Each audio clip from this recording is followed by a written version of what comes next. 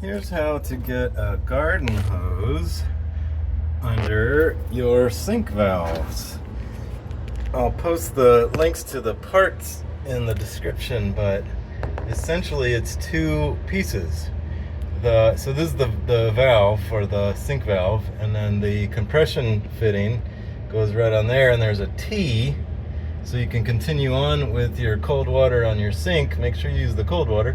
And then this valve can shut on or off the irrigation line or the hose line.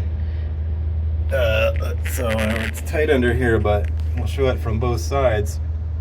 So that has the valve on the other side.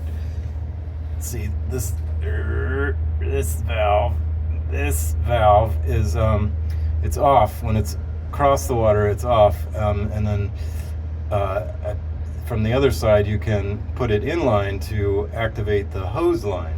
This is an appliance hose because I'm connecting to an irrigation system off of here, but that's the gist of it. That you disconnect where this is the copper line. You shut it off. You disconnect with a wrench the sink line, and you connect it on. So then you connect the T onto there, the sink line back onto there, and then out here you have the hose line, and you need the adapter, which is a special fitting that I found that I'll link from this special valve, a three-way valve.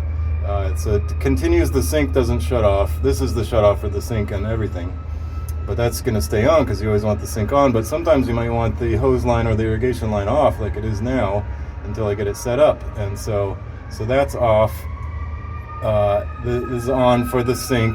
This is off for the hose line, and then this hose connection is a compression by hose fitting, and then the hose, or the appliance hose in this case, washing machine hose, fits on to the hose thread of this brass piece. And so it's on right now, so 0 leaks and lots of awesomeness. So happy gardening, and hope that helps to connect onto a sink valve, connect a garden hose onto a sink valve.